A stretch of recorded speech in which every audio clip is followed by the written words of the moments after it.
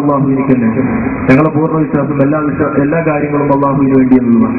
പക്ഷെ നിങ്ങൾ അത് പറഞ്ഞുകൊണ്ട് അതിന്റെ ചുളിവിലൂടെ ചെറുക്ക് കയറ്റുന്നുണ്ട്. അത് ഞങ്ങൾക്ക് പറയാനുണ്ട്. ഉയർത്തിക്ക് വേണ്ടിയിട്ട് ഞങ്ങൾ പോയി നേർച്ചാക്കുന്നു എന്ന് പറഞ്ഞാൽ അതിന് പറയേണ്ട ആവശ്യം? നേർച്ച എന്നുള്ള അള്ളാഹുവിനിക്കുള്ളതല്ലേ? നേരത്തെ അള്ളാഹുവിനിക്കാണെന്നുള്ളത് സംഭവിച്ചല്ലേ? ഇനി നേരത്തെ പറഞ്ഞ ഹദീസ്, ആ ഹദീസ് വിശദീകരിച്ചുകൊണ്ട് ഇമാം നവവി എന്താണ് പറഞ്ഞത്? നിങ്ങളുടെ നേതാവല്ലേ ഇമാം നവവി? എപ്പോഴും ഏത് വിഷയം പറയുമ്പോഴും പൊത്തിപ്പിടിക്കുന്ന ആളാണല്ലോ. മുമ്പിൽ പറഞ്ഞു നോക്കൂ,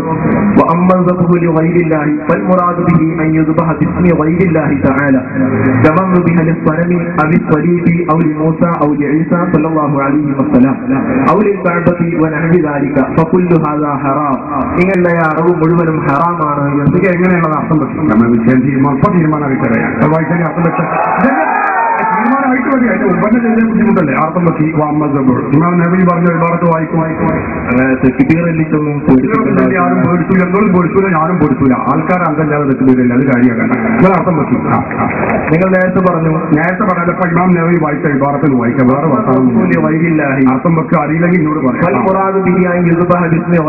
അതിന്റെ അർത്ഥം വെച്ചാൽ അല്ലാഹു അല്ലാത്തവരെ എന്നതുകൊണ്ടുള്ള വിവക്ഷ അള്ളാഹു അല്ലാത്തവരുടെ നാമം കൊണ്ട് ഇറക്കുകയാണ്. അള്ളാഹു അല്ലാത്തവരുടെ പേര് നാമം എന്ന് പറഞ്ഞ ആൾക്കാർക്ക് തിരിയില്ല. അള്ളാഹു അല്ലാത്തവരുടെ പേര് പറഞ്ഞുകൊണ്ട് അറുക്കലാവുന്നു. മനസ്സിലായില്ലേ? അപ്പൊ അറുക്കണ നേരത്ത് ജിസ്മി മുഹ്യിദ്ദീൻ ശൈഖ് എന്ന് പറഞ്ഞുകൊണ്ട് അറുക്കൽ പാടില്ലാത്ത കാര്യമാകുന്നു.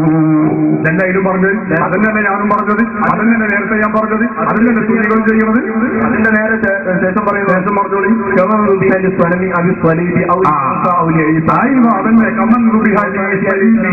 അവന്റെ ശരിയാണ്. ആ വിഗ്രഹത്തിന് വേണ്ടി അറുക്കുന്നത് പോലെ തന്നെ നേരത്തെ പറഞ്ഞ ആത്ത പോലത്തെ വിഗ്രഹങ്ങൾക്ക് വേണ്ടി അറുക്കുന്നത് പാടില്ലാത്തത് പോലെ തന്നെ, അതുപോലെ തന്നെ കുരിശിന് വേണ്ടി അറുക്കുന്നത് പാടില്ലാത്തത് പോലെ തന്നെ, അല്ലെങ്കിൽ നമ്മൾ നേരത്തെ പറഞ്ഞു ക്രിസ്ത്യാനികൾ ഈസ അള്ളാഹുവിന്റെ പുത്രനാണ് എന്ന് വിശ്വസിക്കുന്നവരാണ് ക്രിസ്ത്യാനികൾ.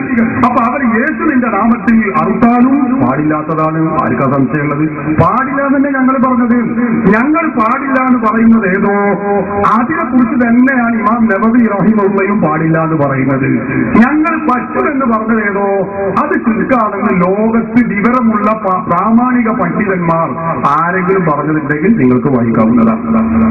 അള്ളാഹു അല്ലാത്തവർക്ക് വേണ്ടി അറക്കൽ അനുവദനീയാണെന്നുള്ളതിന് എവിടെ തെളിവിട്ടും? നിങ്ങൾ പുതിയാപ്പിളക്ക് വേണ്ടി അറക്കൽ അനുവദനീയാണെന്നതിന്റെ തെളിവെങ്കിൽ അതേ തെളിവ് ഞാൻ ഇവിടെ വേണ്ടിയിട്ട് പറഞ്ഞാൽ ഞങ്ങൾ അറക്കാൻ നേരത്തെ പുതിയാപ്പിളക്ക് വേണ്ടിയാകുന്നു അങ്ങനെ പറഞ്ഞോളന്നില്ലേ? ഞാൻ പുതിയാപ്പിള വേണ്ടിയാകുന്നു അങ്ങനെ പറഞ്ഞിട്ട് അറക്കണമെന്ന് ഞങ്ങൾ ആരും പറഞ്ഞിട്ടില്ല. നിങ്ങളുടെ മനസ്സിലുള്ള കരുത്താണത്. ഇതിന്നിപ്പോ എന്റെ മരവും വരുന്നുണ്ട്, ഓർക്ക് വേണ്ടിയാണ് അറക്കണത്. ഇത് നമ്മളെ മനസ്സിലുള്ള കരുത്താ. ഇതൊന്ന് നമ്മളെ മുജാഹിദ് സെന്ററിന് മൗലവി പ്രത്യേകം വരുന്നുണ്ട്. അയാൾക്ക് ഇപ്പൊ സാധാരണ ചോറ് കൊടുത്താൽ പോലെ കോഴി ആയിക്കോട്ടെ എന്ന് എഴുതി മനസ്സിലാക്കുക, എഴുതി എന്നിട്ട് അറക്കുകയാണ്. ഇതിന് കുഴപ്പമുണ്ടോ ഇല്ലേ? അത് കുഴപ്പമില്ലെങ്കിൽ അതേ കരുത്തരത്തിൽ മുഹീദ്ദീൻ ശൈഖിന്റെ പേരിൽ ഞങ്ങൾ ഇതിന്റെ സദഖ ഭക്ഷണം മുഹീദ്ദീൻ ശൈഖിന്റെ പേരിൽ അത് ചെയ്യാൻ വേണ്ടി അറക്കുകയാണ്. അതാ അറക്കാൻ നേരത്തെ ജിസ്മി മുഹീദ്ദീൻ ശൈഖ് എന്ന് പറഞ്ഞില്ല. അതെന്താണ്? അവിടെ മാത്രം എങ്ങനെയാണ് കുഴപ്പം പറ്റുന്നത്? മുജാഹിദ് മൗലവിക്ക് വേണ്ടി അറക്കുകയാണെങ്കിൽ കുഴപ്പമില്ല, മുഹീദ്ദീൻ ശൈഖിന്റെ വിചാരിക്കുമ്പോൾ ഒരു കുഴപ്പമാണ്. അതെന്താ അങ്ങനെ മനസ്സിലാവില്ല. അത് ഏത് ഖുർആനാണ്, അത് ഏത് സുന്നത്താണ്? അവിടെ നമുക്ക് തിരിയാത്തത്.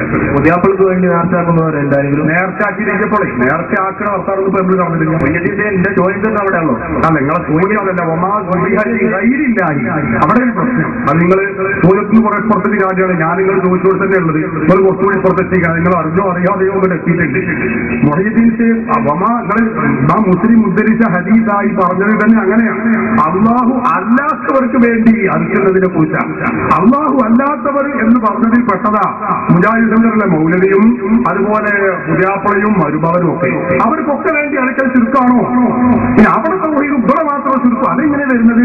അവർക്ക് വേണ്ടി നേർച്ച എന്ന് പറയുന്നല്ലോ. അത് ശരി. അപ്പൊ നേർച്ച പറയുമ്പോഴാണ് നേർച്ച ചെയ്യുന്നതുകൊണ്ട് പിന്നെ തിരിച്ചു വരില്ല എന്ന് ഉറപ്പല്ലേ? എന്തുകൊണ്ട്? നേർച്ച എന്നത് ഇസ്ലാം പുണ്യകർമ്മമായി പ്രഖ്യാപിച്ച ഒരു കാര്യം. ഉറപ്പല്ലേ? നമ്മൾ നേർച്ച കോഴിയല്ലാത്ത മാറ്റി വെക്കുന്നത് വേറെ ഒരു 10 രൂപ നേർച്ചയാക്കി. ഈ നേർച്ചയാക്കിയത് അള്ളാഹു അള്ളാഹു കൊടുക്കല. അള്ളാഹുവിൽ നിന്ന് കൂലി കിട്ടാൻ വേണ്ടി കൊടുക്കൽ സാധിക്കല്ലേ? എന്താ അവർക്ക് തിരിയാത്ത പ്രശ്നം എവിടെന്താ? സദക്ക ചെയ്യുന്നു. സദക്ക എന്നുള്ളത് വിവാദത്താണ്. ശരിയാണ്. വിവാദത്ത് അള്ളാഹുവിനെ പറ്റുകയുള്ളൂ. അതും ശരിയാണ്. അപ്പൊ നമ്മൾ സദക്ക അപ്പോൾ ഒരു മുജാഹിദ് പറയാവുന്നതല്ല. സദക്ക വിവാദത്താണ്. വിവാദത്ത് അള്ളാഹുവിനെ പറ്റുള്ളൂ. അപ്പോ അള്ളാഹു അല്ലാത്തവർക്ക് സദക്ക കൊടുത്താൽ ഒരു മുസ്ലിക്കായിട്ട് പറഞ്ഞാൽ എന്താ പോലെ കാഴ്ച ഉറമാറി കാഴ്ചാൻ പോലെ അതിന്റെ അപ്പുറം പോലെ സ്ഥലം അവിടെ കേൾക്കണം. എന്താ ഈ പറയുന്നത്? നേർച്ച എന്ന് പറയുന്ന സദക്ക പറയുന്ന ഇബാദത്ത് അള്ളാഹുവിന്റെ പ്രീതിക്കന്നെ നമ്മൾ ചെയ്യുന്നത്. പക്ഷെ അത് വിതരണം ചെയ്യുന്നത് സാധുക്കൾക്കാണ് അല്ലെ? എന്നതുപോലെ കോഴി എന്ന് പറയുന്നത് നേർച്ചയാക്കുന്നത് അള്ളാഹുവിന് വേണ്ടി തന്നെയാണ്, അള്ളാഹുവിൽ നിന്ന് കൂലി കിട്ടാൻ വേണ്ടി തന്നെയാണ്. അതിന്റെ മാംസം വിതരണം ചെയ്യുന്നത് സാധുക്കൾക്കാണ്. എന്താ അതിന് കുഴപ്പമുള്ളത്? അവിടെ മാത്രമേ ഇങ്ങനെ ഈ പ്രശ്നം വരുന്നത്. മൊഹീദ്ദീനോട് ദേശത്തുണ്ടെങ്കിൽ വേറെ നിലയ്ക്ക് തീർക്കാനല്ലാതെ ഈ പേശി തീർക്കാൻ പറ്റും. അത് വേറെ എന്തെങ്കിലും ചിന്തിക്കാം.